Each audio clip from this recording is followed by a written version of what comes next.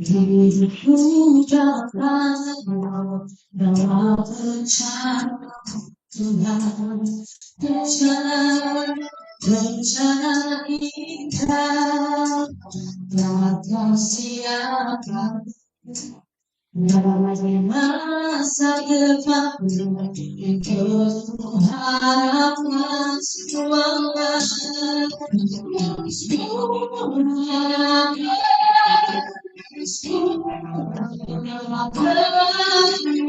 apa yang berbuat di dalam hidupku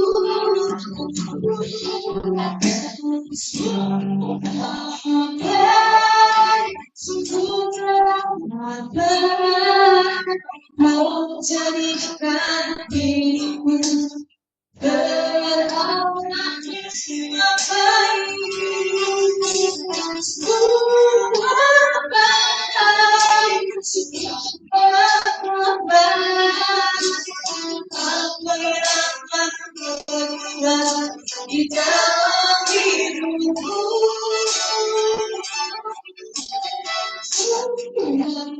berarti dalam jadikan hidupku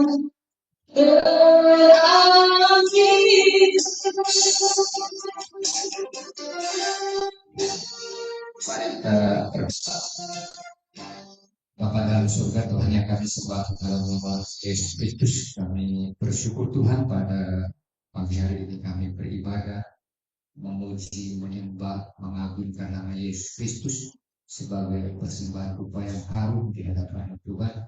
Dan terlebih lagi kami akan mendengarkan sabda firman Tuhan yang penting, yang menjadi kompas kehidupan bagi anak-anak Tuhan, sehingga kita bisa melakukan kebenaran, keadilan, kasih, dan kehendak Tuhan. Amanat Agung Matius 28 ayat 1-20, hingga Injil ini diberitakan pada seluruh dunia dan waktunya telah tiba. Terima kasih Bapak, berarti hamba yang memberikan firman Tuhan dan kuasa Roh Kudus sehingga apa yang diberitakan semakin kebenaran firman. Dalam nama Yesus kami sudah berdoa. Amin. Nah, baik saudara kasih dalam Kristus, kami akan menerangkan dulu pencipta lagu semua baik ini adalah Bapak Beni. Dia lahir di Majalengka, punya istri satu dan punya anak. Dari bayi sampai umur 10 bisu tuli. Pada waktu anaknya bisu tuli, dia tidak menghujat Tuhan Yesus. Dia tidak mengolok-olok Tuhan Yesus. Bahkan dia mengarang semua baik, semua baik, semua baik. Karena justru karena anaknya itu menderita bisu tuli, justru karena orang pikul salib masalah semakin besar, maka anugerah juga semakin besar. Tanpa tantangan, tanpa pikul salib pengosok kita bisa.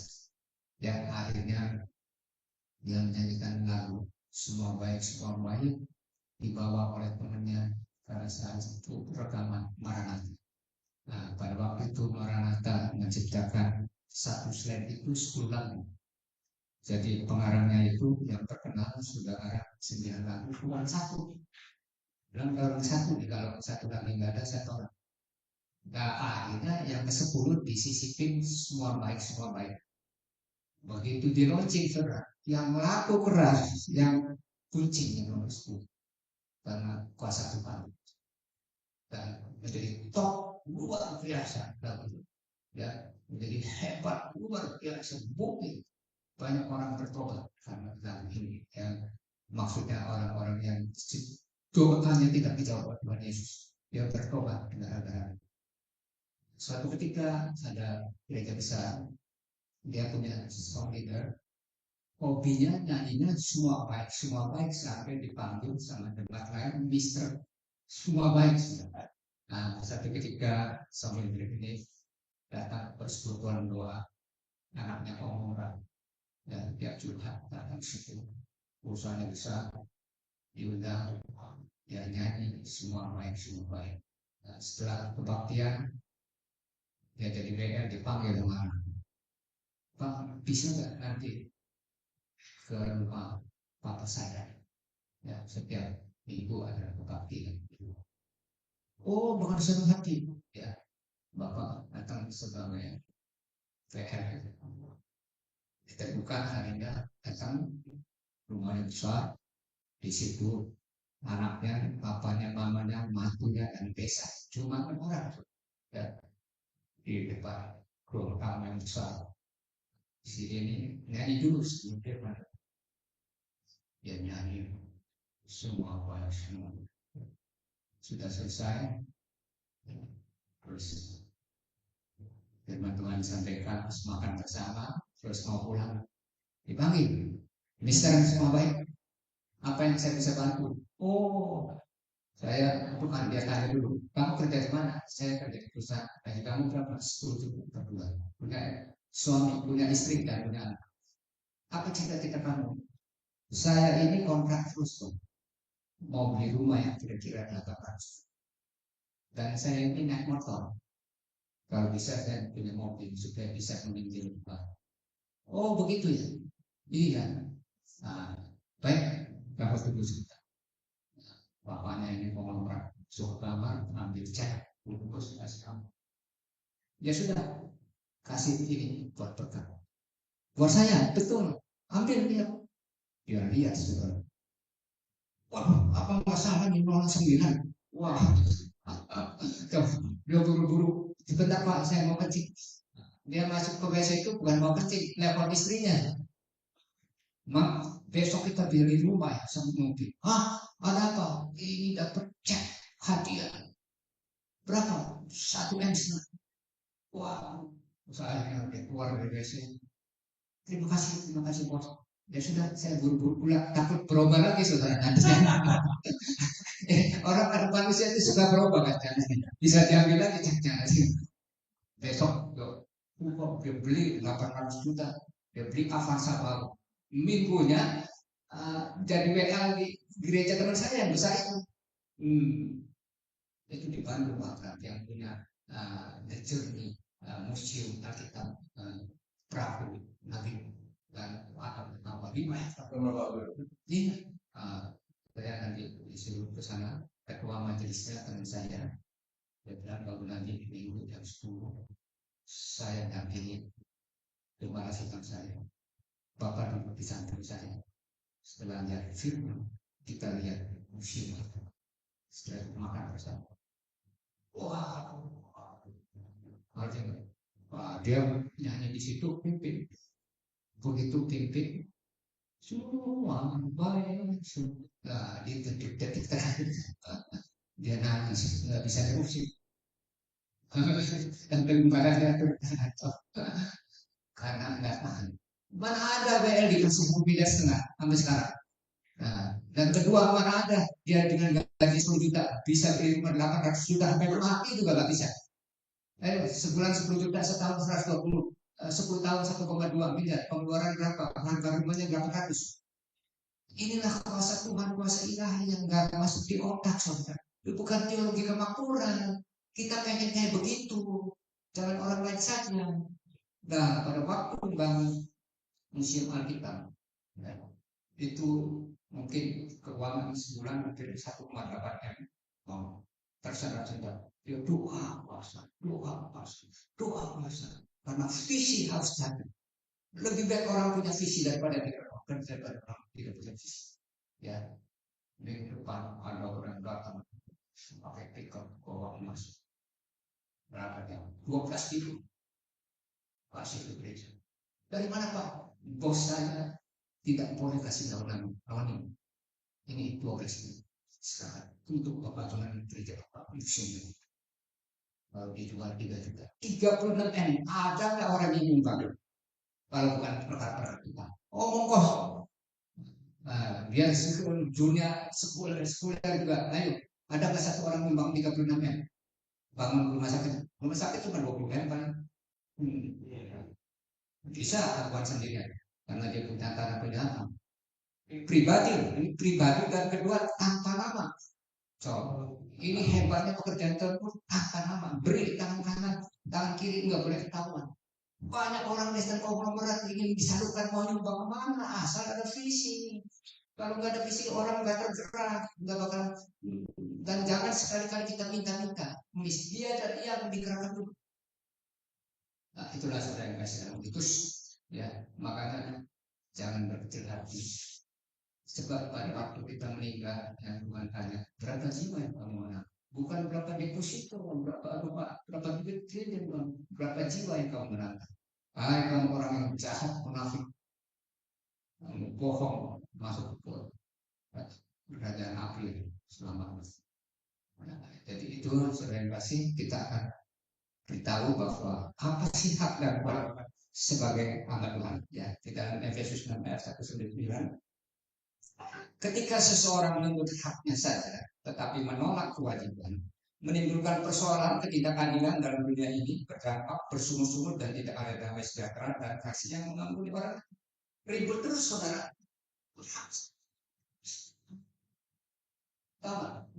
Punya otoritas, korbannya benar, tidak salah, diakui. Tapi kewajiban-kewajibannya apa? Ayo memberi gereja perpuluhan, taat firman Tuhan, membuka pelajaran konsen, mendidik orang, memberitakan. Ada nggak? Jangan haknya doang dong, hak dan kewajiban. Banyak orang Kristen mengapa gereja susah-susah karena jemaatnya kewajibannya dihilangin, nggak mau setor, nggak mau kasih persembahan syukur, ngomong perpuluhan, gereja selingkungan, nanti nggak bangkrut, kolaps. Bukannya memaksa ya, gereja mula-mula, saudara lihat di Sebar Rasul, semua jemaat bualin sertifikatnya, tahu nggak? Dibagikan kepada jemaat. Coba masa berlian apa? Itu yang kita mau, tapi sekarang mana ada? Nah, keseimbangan terjadi justru ketika kita menjalankan hak dan kewajiban, maka terjadi damai sejahtera Kristus turun dalam kehidupan kita, masing-masing baik individu maupun dalam organisasi, yayasan dan gereja, saudara. Itulah kalau kita mengerti hak dan kewajiban. Rasul Paulus menekankan dua hal penting. Satu, melakukan dengan senang hati dan melakukan dengan rela hati. Ya. Jadi saya tidak setuju kita orang tidak. Dia tanda-tandanya dia senang hati dan melayani tanpa digaji. Relawan, volunteer, filantropi, mau nggak? Ya, dilakukan dengan senang hati dan dilakukan dengan rela hati, senang hati, menerima hak, diberi otoritas selaku kepala jabatan dalam organisasi. Saya senang hati diberi hak. Ketua umum sinode senang rela sudah. Tapi saya juga harus menjalankan kewajiban. Nah, rela hati, kewajiban yang harus dijalani dengan menyelesaikan visi misi atau platform setiap periode 5 tahun. Rata-rata organisasi itu ormas, yayasan, partai politik itu 5 tahun, 5 tahun ganti pemimpin, 5 tahun. Jadi 5 tahun itu harus diselesaikan visinya minimal tidak 100% ya 80%. Nanti, tapi ada platform, harus ada target oriented ya. Berapa jumlah gereja yang dibuka, berapa jemaat yang harus bertumbuh, berapa cabang yang harus dibuka. Kayak bikin perusahaan aja saudara, begitu. Ngerti nggak? Berapa outlet yang harus dibuka? Ya, tidak Andrea salam, tidak Andrea Jeko, dia bilang sama saya, 700 outlet di seluruh Indonesia, 11.000 karyawan di seluruh Indonesia. Nah, itu visi saudara. Ya, nah, kok nggak tahu? Nah, hak dan kewajiban. Ya dengan pemahaman ini maka 5 tahun kecapai. Ya waktu meeting hadir dan disiplin dan memberi ide kreatif dan donasi saudara ini yang mempercepat pertumbuhan organisasi kewajiban ini. Kalau orang nggak ada donasi ya kolaps ya, dan bisa bangkrut. Nah, satu menghargai orang siapapun kewajibannya kita menghargai orang lain, kita menghargai orang lain, kita dihargai orang lain, saudara. Nah, banyak para pemimpin egois, nggak mau mengangkat orang lain jadi apa, buat cabang, buat pimpinan. Nah itu nggak boleh. Kita harus menghargai orang lain dan kita dihargai orang lain. Aduh, saya tadi bersaksi dan memberitakan firman dihargai orang lain, kasih 50 juta. Nggak ada sejarahnya orang akan ngasih uang 50. Jadi kita dihargai orang lain, kita juga menghargai orang lain ya. Apapun kewajibannya kita menghargai orang lain. Nah, dua, untuk menjadi alat damai sejahtera Yesus Kristus. Dunia ini penuh kebencian, makian, bentakan, kekerasan, kasar.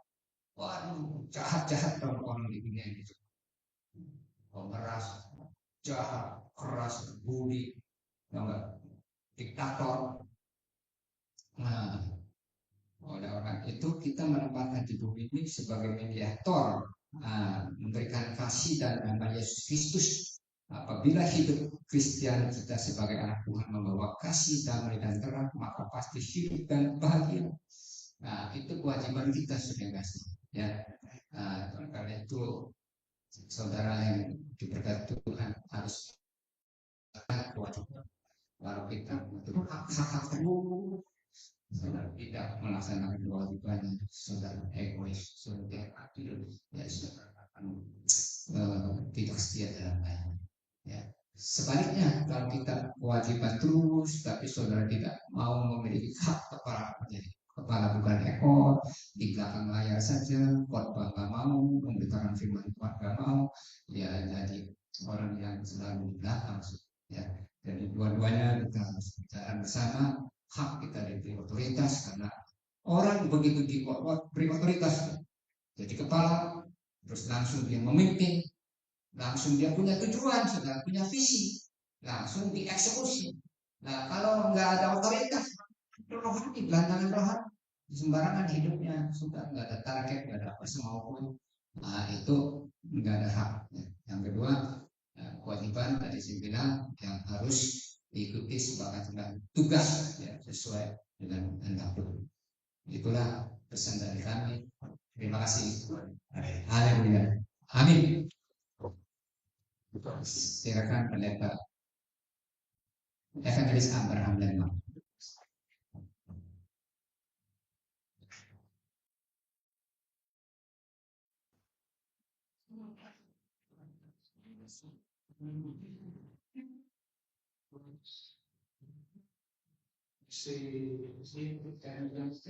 Setia ya. Awas banyak terus jujur tidak. Saya juga mau beli rumah ya 700. Ini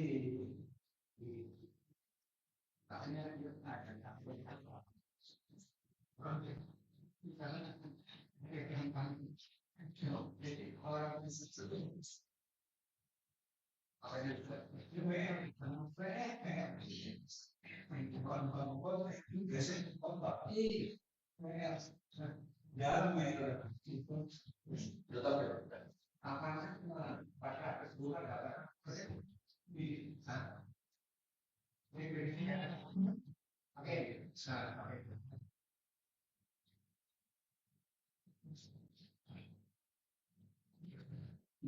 Terima kasih Pak Dipa. Terima kasih kita bisa kumpul. Memang dari dulu waktu cepat notis saya lihat nggak benar mereka datang hanya udah duit buat apa?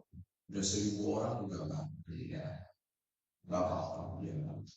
Jadi saya kerjanya beritakan ini semua hidup saya. Istri saya pun sudah diambil Tuhan. Itu istri saya yang Tuhan. Pas malam berdoa itu nyanyi lagu itu semua baik. Langsung saya keluar air mata. Kelihatannya bilang, Pak Abraham, semua apakah kamu percaya semua baik? Semua teramat baik. Termasuk kalau istri kamu dia betul. Ya, segala sesuatu itu baik. Tadi Pak Gun bilang orang Pak Benny itu anaknya udah bisa tulis sejak lahir ya. Istri saya diambil Tuhan, itu dia yang kasih dia semua baik. Itu memang waktu khotbah itu pendetanya khotbah saya nggak percaya khotbahnya bagus. Tapi pertama dia langsung dia bilang, nyanyi semua baik. Apakah kamu masih percaya semua baik kalau istri kamu diambil Tuhan? Langsung saya berkaget. Bukan cuma kamu waktu dikasih duit, ya. Soal istri kamu diambil Tuhan, kamu dikasih kesulitan, apakah masih terbaik? Orang Kristen dulu diadu sama singa, dimasukin penjara, ada yang dibunuh, apakah itu termasuk baik? Kamu masih percaya kan? Ya, untuk anugerah Tuhan. Saya pernah, kerjaan saya memang beritakan Injil, gak pakai bukti. Karena istri saya juga ada, saya gak takut lagi. Mau apapun hidup saya udah gak ada, cuma kerjaan beritakan Injil. Suatu kali saya ketemu, saya mendarat di Bali, ada satu orang ketemu saya, dia bilang, Pak Abraham, saya dari 16 tahun sampai 60 tahun, sudah berapa banyak orang kirimin orang kepada saya, supaya saya jadi Kristen. Saya nggak mau. Anda juga nggak usah waktu. Dia ngomong,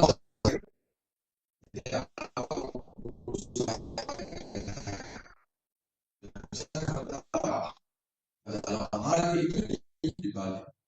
Malam dia ngomong lagi. Itu teman-teman sini ini dari sejak umur saya 6 kirimin orang supaya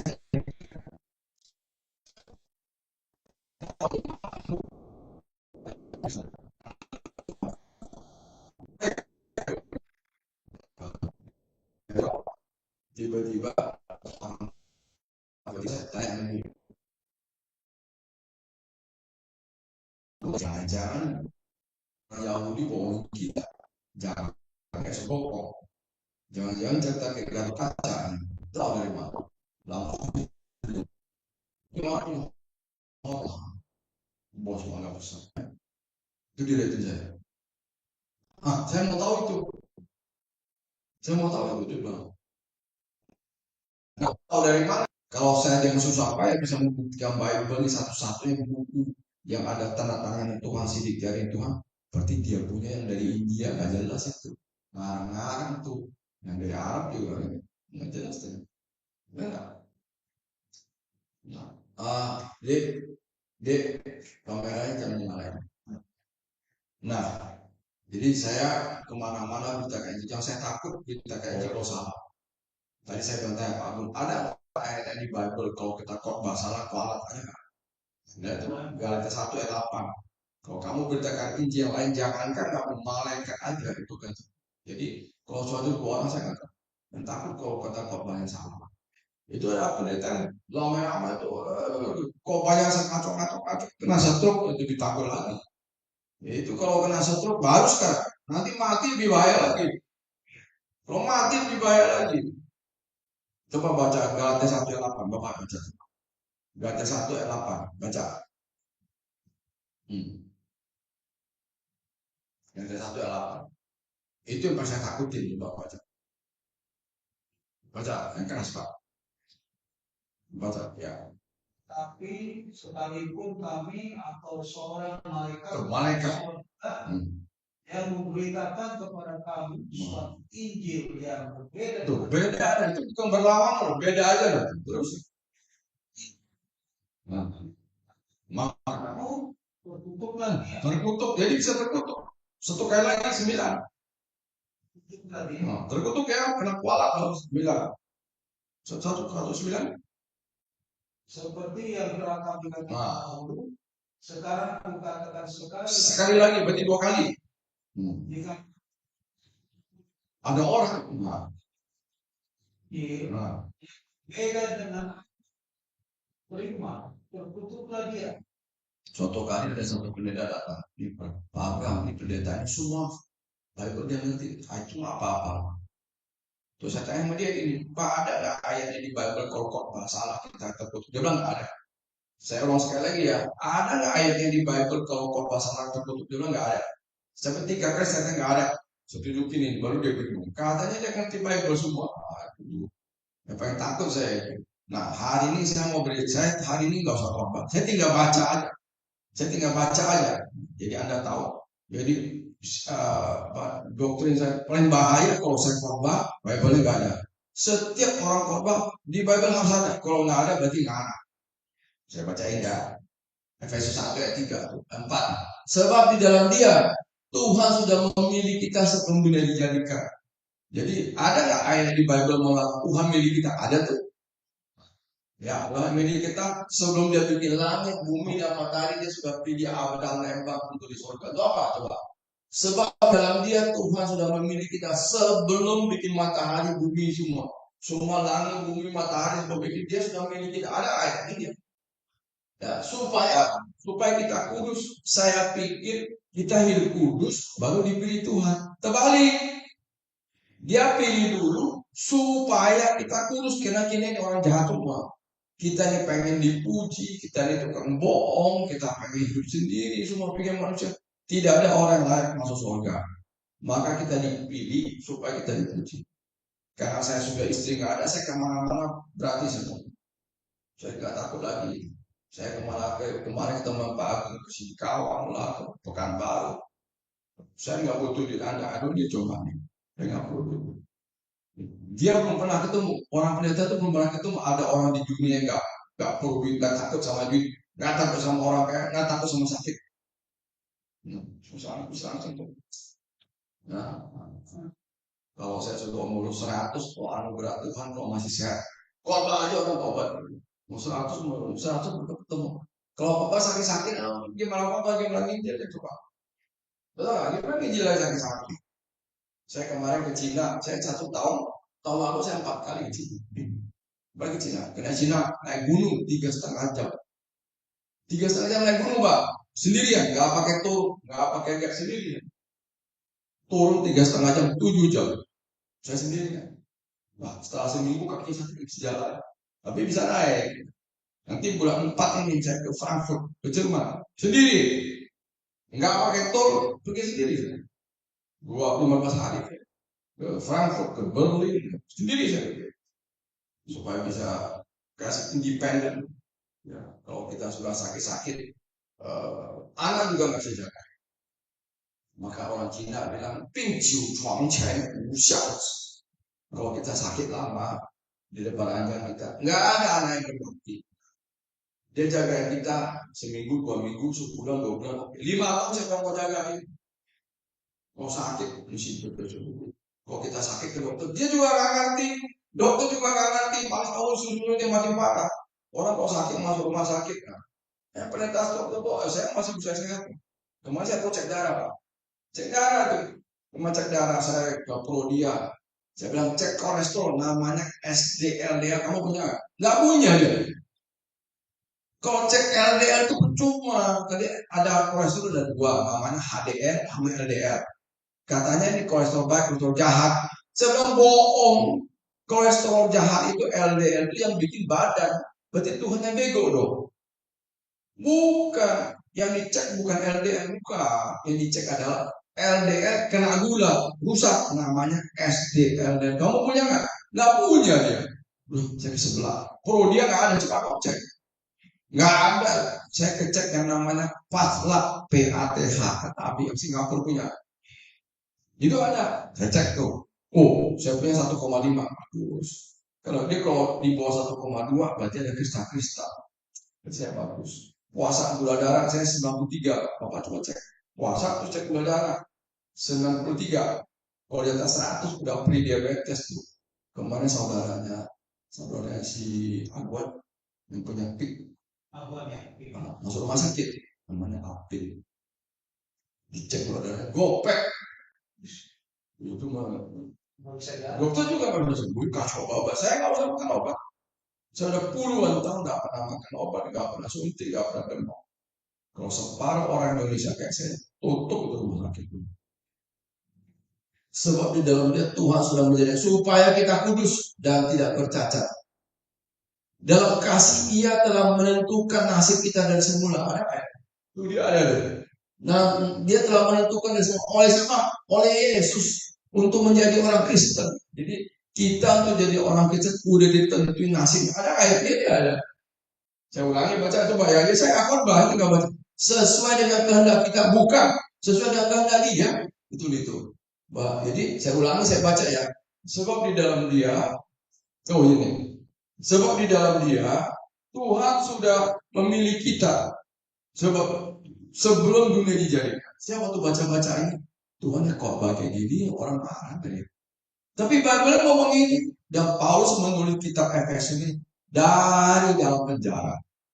Dari dalam penjara waktu dia tulis ini 2 tahun dia di penjara. Kalau memang ini bukan Bible, kita nggak boleh khotbah ini, bisa terkutuk. Tapi kalau ini Bible, kalau kita khotbah lain, kita terkutuk. Benar nggak? Nah, mengerikan itu kata Paulus kitab Galatia tadi yang dibaca itu juga Paulus yang tulis. Jadi kalau kamu korban Injil lain daripada Injil kamu juga terbukti.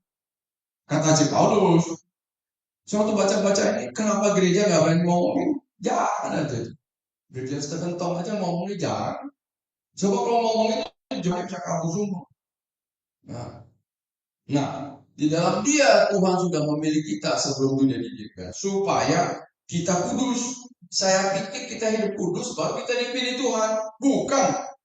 Kita dipilih supaya kita kudus karena kita ini orang nggak benar semua. Nah, dalam kasih yang menentukan kita dari semula. Menentukan bersemula itu bahasa Inggrisnya predestination itu ada kata-kata. Tuh. Saya sudah cek seluruh Bible kata-kata free will di Bible nggak ada Pak Guru. Bapak cuma cek kalau ada. Mobil saya buat kamu kalau ada. Predestinasi ada nggak di Bible ini? No. Yang merah itu having predestinated artinya dia telah menentukan kita dari semula. Jadi saya tidak akan takut. Habis saya khotbah kemana-mana kayak gini, orang boleh nanya apa aja. Dengan senang hati saya akan jawab. Nah, saja telah memilih kita sesuai dengan kehendak Dia, bukan kehendak kita. Jadi Tuhan memilih kita itu sesuai dengan kehendak Dia. Tidak pernah di Bible adakan sesuai kehendak kita tuh. Enggak ada, coba cari ayat itu. Bahwa kita dengan pilih-pilih bebas kita itu kata orang, itu kata Katolik, itu kata full gospel. Orang reformasi Protestan itu percaya Tuhan milik kita.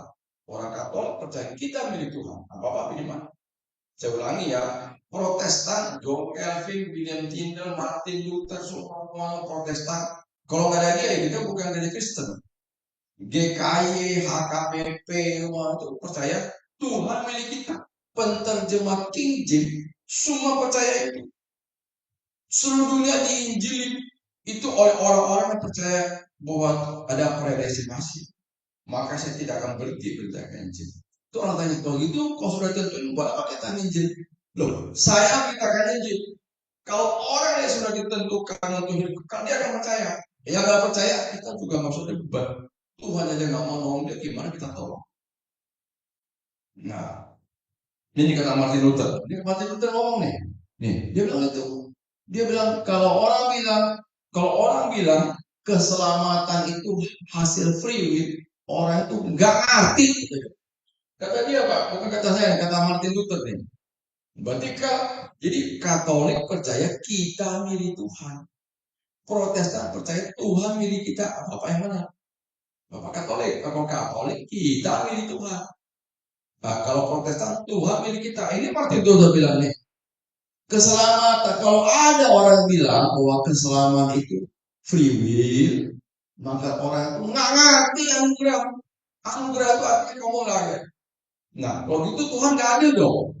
Kok ada yang dipilih, ada yang enggak? Kok ada yang udah? Enggak.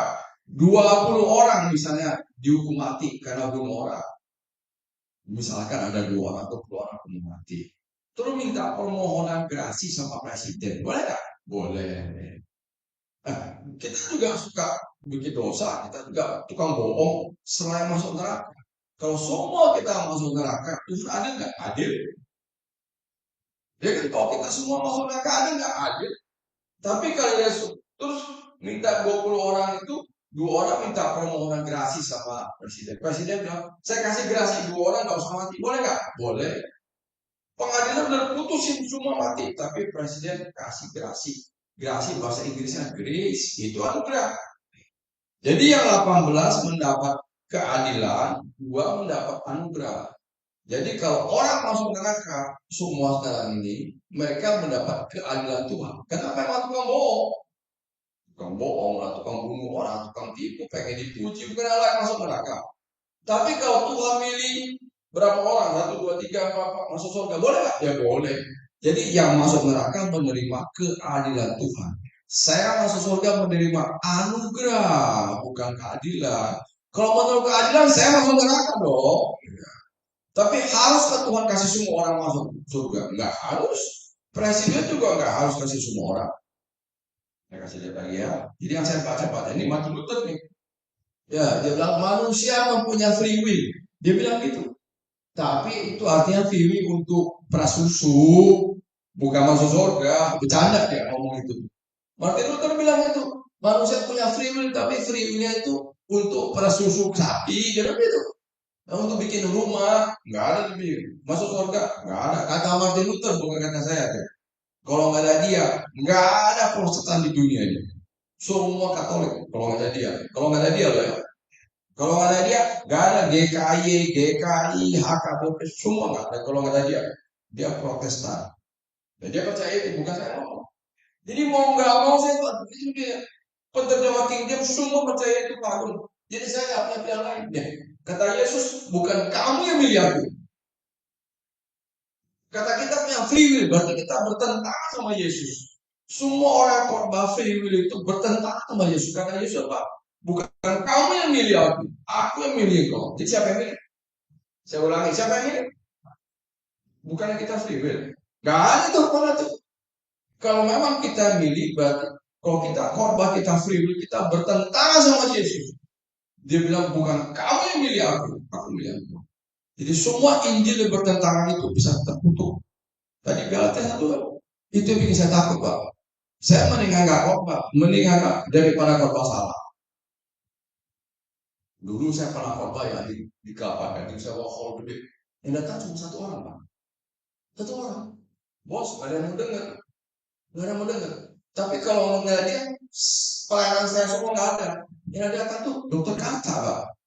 Dia bilang Pak Abraham, saya sudah pulang ke Tangerang, udah Karawaci. Tiba-tiba balik. Yang dengar cuma satu orang. Saya pikir satu orang. Saya bisa khotbah dia ceritain ke semua orang-orang. Nanti pelayanan saya sekarang ketemu Pak Agung, ketemu semua dari hal kata itu. Salah satu orang itu. Wah. Saya juga nggak tahu, satu orang saya kata. Yang penting korbannya nggak salah. Dari mana kamu tahu nggak salah? Ini ditulis tuh, bukan kamu yang milih aku. Kata siapa? Itu bukan yang ngomong, bukan tukang sulap ya. Yang ngomong tuh Yesus. Kalau memang kita yang milih Yesus, berarti Yesus menyesatkan kita dong. Orang dia bilang bukan kamu milih aku, tapi aku yang memilih kamu dan aku sudah menetapkan. Jadi dia tentu ini yang betul. Aku telah menetapkan kamu supaya kamu pergi dan menghasilkan buah. Dan apa yang kamu minta kepada Bapak akan diberikan. Saya nggak selama umur hidup saya nggak minta duit itu, minta sukses lah. Dikasih juga. Bangkrut nggak juga, nggak apa. Ya, saya seumur hidup nggak pernah minta sama orang, minta duitnya nggak pernah. Minta passionnya nggak pernah. Seumur hidup. Waktu itu saya miskin loh. Waktu saya miskin. Dulu waktu saya miskin, saya baru kawin miskin, ipar saya udah kaya. Dia jebakin saya, mau bawain saya orang dia Kwame di Cilangkap. Katanya, itu orang Kwame itu konglomerat, dia Kwame itu bisa kaya. Sini, kamu daripada kamu miskin, kan saya dibawa untuk ketemu orang Kwame di Cilangkap supaya bisa kaya. Sampai sana, saya nggak mau masuk, saya kasih makan ikan. Pas pulang, saya dipanggil. Tadi suruh masuk nggak mau. Itu orang Kwame terkenal loh, mesti ngantri loh. Mesti bayar loh, gue yang bayar supaya kamu dilihatin. Siapa tahu kamu kapan sukses. Saya bilang, saya kalau udah dipaksa-paksa, saya akan ngomong dengan keras. Saya bilang, saya nggak mau minta dia. Pangkat saya lebih tinggi dari dia. Saya ngomong gitu Pak. Saudara saya bilang, dalam hati dia pikir, ini orang udah miskin, sombong. Saya bilang, pangkat saya lebih tinggi dari dia. Itu betul saya kan ada itu Pak. Boleh ngomong itu. Sekarang saya balik lagi, saya pikir, untung hari itu saya ngomong itu. Coba hari itu saya sama dia tanya. Sekarang ada orang-orang bilang Abraham sekarangnya udah kaya baru percaya Tuhan. Dulu miskin dia Kwame lu dengerin. Untung dulu gue bilang pangkat saya lebih tinggi dari dia. Emang dia siapa? Saya anaknya si bos. Sekarang nggak ada di emang gue peduli. Sekarang udah sukses nggak perlu dia lagi. Saya nggak perlu dia lagi. Dikasih kantor saya bilang mau. Ketemu konglomerat kalau bisa melayani pun saya mau. Kalau nggak ada saya juga mau. Nggak perlu lagi saya. Kalau bisa melayani Tuhan saya mau. Seumur hidup saya. Nanti kalau mati harta kita kan dibawa semua Pak. Harta kita yang dibawa dong. Saya baru kalau kita melayani Tuhan itu anugerah. Tuhan tuh nggak perlu kita. Konglomerat aja nggak perlu kita. Apalagi Tuhan. Tapi kalau dia suruh saya melayani itu hokinya kita. Bukan Tuhan perlu kita, dia malah perlu kita. Jadi bukan kamu milih aku ya, bukan saya cuma yang tadi saya bukan khotbah, tinggal baca aja kan, tinggal baca aja kan. Tuh, lagi cocoknya. Nih, kata Petrus nih, kamu adalah angkatan yang terpilih. Tuh, berarti kita dipilih. Siapa yang milih? Tuh, kamu angkatan yang terpilih. Kamu angkatan yang terpilih kan? Terus siapa yang milih? Siapa yang milih? Tuhan, masa kita? Dulu kamu bukan umat ya sepuluh. Kamu dulu bukan umat. Kita nih orang itu enggak orang haruslah pantas sama masuk neraka. Dipilih masuk surga. Jadi kalau saya beritakan Injil, kalau orang itu nggak mau dengar, jangan debat sama dia Pak. Maksudnya debat dia nggak masuk, berarti dia nggak dipilih. Gak usah pusing. Nah, ini John Knox ini, John Knox sana. Yang GKI itu di sini, Presbyterian. Saya ke kota dia, di Scotland saya di situ. Kota namanya Edinburgh, di Scotland, kotanya dia. Nah dia ngomong itu predestinasi dia udah percaya. Jadi semua GKI, HKBP semua percaya predestinasi. Dari dia positif. Kita mengasihi Tuhan karena Tuhan lebih dulu mengasihi kita. Jadi siapa duluan? Nah ingat itu. Kita mengasihi Tuhan. Kenapa? Karena dia lebih dulu mengasihi kita. Nah, ini Roma 3:10 ya. Saya tinggal baca aja, nggak usah saya khotbah. Tapi karena saya bacanya dari Bible, nggak ada orang di dunia bisa bantai. Kecuali kamu tidak percaya Bible. Kata Bible, Roma 3, katanya, tidak ada benar, semua kita ini bocah. Jadi masuk surga, semuanya masuk surga. Ini kan anugerah, bukan saya benar. Tidak ada benar tuh, nggak ada benar ya. Seorang pun tidak, termasuk Pak pun, termasuk saya, tapi semua nggak ada benar. Kalau kita benar, nggak usah Yesus. Maka namanya juru selamat. Dia datang bukan tabib untuk mengobati orang sakit, bukan orang yang sehat. Yesus datang mengampuni orang berdosa, bukan orang benar. Tuh, apalagi tidak yang benar, seorang pun tidak. Roma 3:11, tidak ada orang yang punya akal budi. Jadi bonal, nggak ada otak. Otak kita nih bagus untuk bikin laptop, cari bisnis, tapi untuk soal ke surga sama sekali kita nggak punya akal budi. Tidak ada seorang mencari Tuhan. Coba baca, Bapak baca Roma 3:11, baca sekali lagi supaya tidak tahu, tidak ragu-ragu bahwa saya ngomong benar. Roma 3:11, baca keras-keras Pak. Sebelum baca. Tidak ada seorang pun yang berakal budi. Tidak ada seorang pun yang mencari Allah. Bapak ngerti nggak? Tidak ada seorang pun yang mencari Tuhan, termasuk Pak Agun, termasuk saya. Bagaimana memilih? Cari dan nggak mau. Di dunia ini nggak ada orang yang mau cari Tuhan. Jadi nggak mungkin kita bisa milih Tuhan, Pak. Itu kata Roma 3:11. Kata Roma 3:11 ditulis, kalau ada satu orang mencari Tuhan, maka Roma ini harus dibuang ke tong sampah. Karena dia salah dong. Jadi kata Bible, tidak ada seorang pun yang mencari Tuhan. Ada ayatnya, ini dia. Tuh ada ya. Jadi karena orang nggak mencari Tuhan, bagaimana dia milih, Pak? Orang dicari nggak mungkin. Jadi Pak Gun tidak mungkin cari Tuhan. Saya tidak mungkin cari Tuhan. Semua tidak mungkin cari Tuhan. Kata siapa? Kata Roma ini. Ya, kalau kamu nggak cari Tuhan, gimana kamu milih dia cari kamu? Tidak ada orang cari duit, cari terkenal, pengen dipuji, cari sukses, cari Tuhan. Nggak ada yang mau. Kata siapa? Kata Roma. Kita Roma itu. Tidak ada orang. Bagaimana cari saya? Saya dipilih sama Tuhan, bukan buat cari dia. Saya cari. Nah, jadi tidak mungkin orang tadi itu. Terus kata Yohanes 6 ayat 44 baca. Yohanes 6 44 baca. Yohanes 6 ayat 44.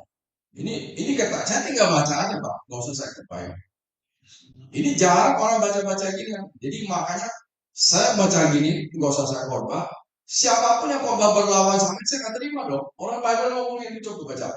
Baca coba. Coba baca. Tidak ada orang. Jadi kalau dia tidak ditarik oleh Bapa yang memutus aku. Tuh, kamu ngerti nggak ayat ini?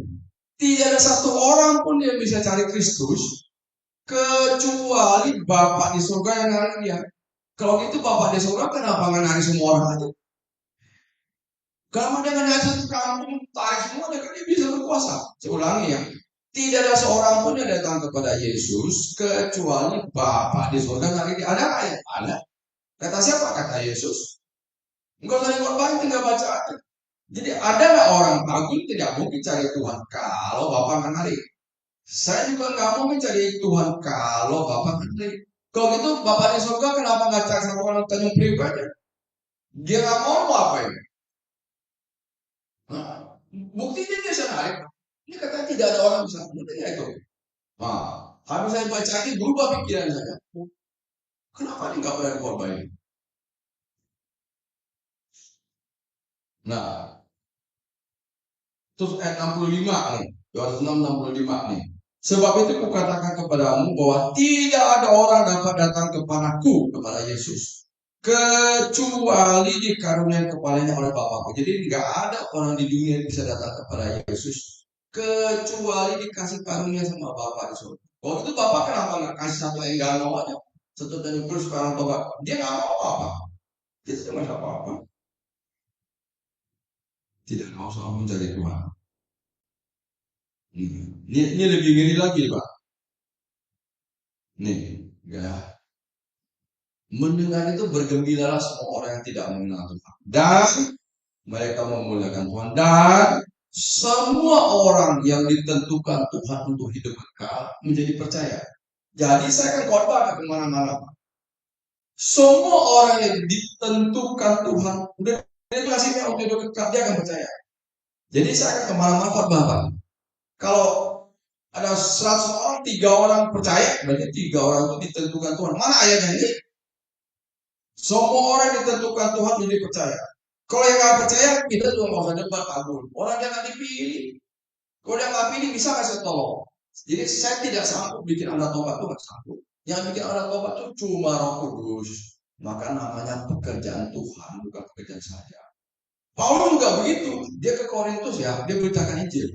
Yang bertobat dikirim surat, namanya surat Korintus.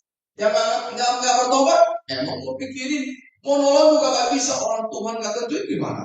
Ada ayatnya? Ada. Tuh, karena ada ayatnya di dunia ini nggak ada orang bisa ubah pikiran saya. Karena ayatnya ada. Malah kamu yang sesat kalau kamu bertentangan sama itu. Saya baca sekali lagi ya. Semua orang yang ditentukan Tuhan untuk hidup kekal menjadi percaya. Ada nggak yang ada? Loh, saya ini setiap kata saya semua Bible ada. Jadi tidak mungkin saya bergoyang, Pak. Gak usah sekolah teologi tinggi-tinggi nggak ngerti, gue heran kebenaran. Orang ditulis di Bible. Ya, saya pernah waktu saya ngomong ke Singkawang, saya bilang, sini ada yang pernah dapat lotre kan? Sini ada yang lotre kan? Saya bilang, dapat lotre ya? Lotre hoki kan? 1 juta juga hoki dong. 1 juta juga 15 miliar. Ya? Sini siapa ada dapat lotre? Saya tanya di Singkawang itu. Nggak ada. Nggak pernah ada lotre. Coba pikir baik-baik. Kalau kamu dapat lotre setiap bulan hoki nggak? Hoki banget dong. Tiap bulan dapat hoki. Tapi ingat itu. Kalau kamu dapat lotre setiap bulan, tapi kamu tidak kenal Kristus, saya jauh lebih hoki dari kamu. Kenapa? Saya dipilih Tuhan. Kalau kamu nggak dipilih, udah nasib. Udah baik. Nasib kan? Udah langsung surga kan? Anugerah. Bukan karena baik. Mana ayatnya ini? Ini ayatnya dong. Jadi orang bisa percaya, bukan dia pintar, Pak. Karena dia tentuin Tuhan. Ada nggak ayatnya? Nih. Makanya semua orang korban bertentangan sama ini, saya tidak akan percaya. Tunjukin ayatnya dari. Nah, saya ulangi baca ya. Semua yang ditentukan Tuhan untuk hidup kekal menjadi percaya. Nanti Sabtu minggu depan saya korban di Bontani, di Pamulang. Orang Muslim jadi Kristen kan banyak, Pak. Katanya 2035 Indonesia sudah bukan mayoritas Muslim, udah Kristen. Karena sekarang setiap tahun yang pindah jadi Kristen itu 30 juta. Tiap tahun, tiap tahun, tiap tahun pulang. 30 juta berarti sekitar bukan 1 tahun ya 30 juta apa ya? Bukan 1 tahun 3,5 juta. Jadi 10 tahun 30 juta dong. Nah, 30 juta sampai tahun 2030 itu kata MUI. Nah, saya ke Pamulang itu Orang murtadin itu banyak orang muslim. Kalau kita beritakan untuk orang muslim, keluarganya marah-marah loh. Tapi kalau dia kita kasih komit, tantenya, adiknya, nggak punya. Saya tinggal kasih bekal, kasih bantuan. Nanti dia pergi-pergi, dia beritakan ini, kamu lihat dia kaget. Kaget Pak. Kok berani dia masuk kampung-kampung, masuk ke Banten, ke Baduy, mana berani kamu sana. Dia tiap hari tuh memang kampung di situ. Nah, kalau gitu Indonesia punya harapan. Indonesia punya harapan. Pusatnya di Madiun. Ini kuat. Saya kasih itu nanti berikan, kasih bekal, kasih penjelasan Bible supaya dia kuat. Nanti dia berkata Injil. Bisa robah Indonesia loh. Robah Indonesia tuh. Satu Indonesia bisa robah. Iran di Iran. Kan di Iran itu 2 juta orang jadi Kristen. 2 juta. Sudah 2 juta. Oh, Iran loh itu. Ya coba. Ini kamera udah mati belum? Hah? Kita makin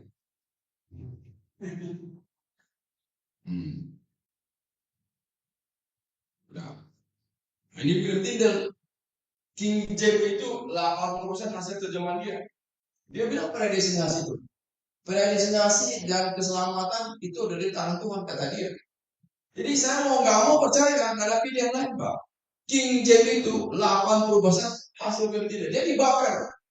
Dibakar bukan sama orang jahat, dibakar sama gereja. Jadi yang bunuh dia adalah gereja. Jadi waktu itu menerjemahkan Bible itu adalah pidana. Dan dia lakukan itu.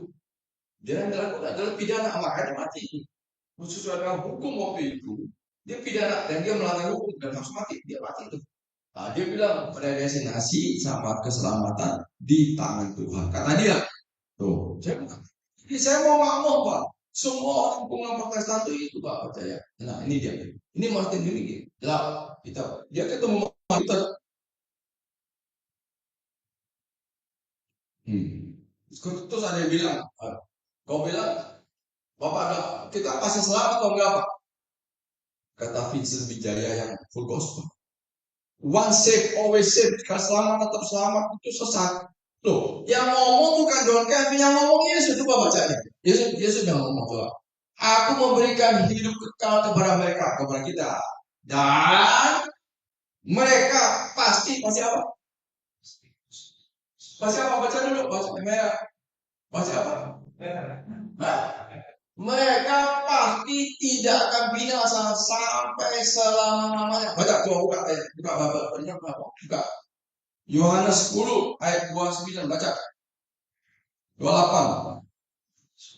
28. Baca keras-keras. 28, baca. Dan aku memberi hidup yang kekal. Yesus memberikan hidup kekal. Ya. Tempat saya terus. Tidak binasa sampai selama-lamanya. Tuh. Saya orang bilang sekali selamat tetap selamat. Saya sebelum dunia dijadikan udah selamat. Udah ditentuin sama Tuhan kan. Dan saya tidak akan binasa. Siapapun di muka bumi ini bilang saya bisa binasa, bertentang Yesus. Berarti kamu bohong dong. Yesus bilang saya nggak akan binasa. Saya ulangi ya. Yesus bilang nih, mereka pasti tidak akan binasa sampai kapan? Nah, saya ulangi sampai kapan? Nah, jadi berarti saya nggak bisa binasa ya. Kata siapa? Itu kata siapa? Kata Yesus. Kalau kamu bilang berarti kamu bohong dong. Kamu bilang saya bisa binasa, berarti kamu bohong dong. Orang Yesus bilang saya nggak akan binasa. Siapa ngomong? Yesus kan? Nah, oleh karena itu, siapapun di muka bumi khotbah tidak bisa membuat saya berubah. Saya nggak usah dengar orang khotbah, saya tinggal baca aja. Betul nggak? Bisa nggak saya binasa? Nggak bisa. Kata siapa? Kata Yesus. Jika saya dipilih, teman saya bilang, Bapak dipilih waktu SMA, percaya Yesus. Enggak, saya dipilih Tuhan untuk jadi Kristen sebelum dia bikin langit dan bumi dan matahari, ada kayaknya. Ini itu. Efesus. Oh gitu, tenang dong. Saya nggak usah pusing lagi. Mulai sekarang nggak usah khawatir lagi saya. Soal duit, soal mati, soal apa masing-masing nggak usah khawatir lagi. Kenapa? Udah ditentuin, ada bayar. Nggak ada kuasa neraka bisa ngomong. Nggak ada kuasa. Tidak ada orang yang dapat menegur.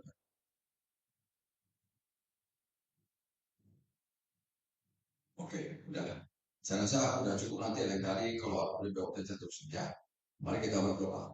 Bapa kami dalam surga, kami mengucap syukur Tuhan. Karena Tuhan tetap memilih kami sesuai yang tertulis dalam kitab.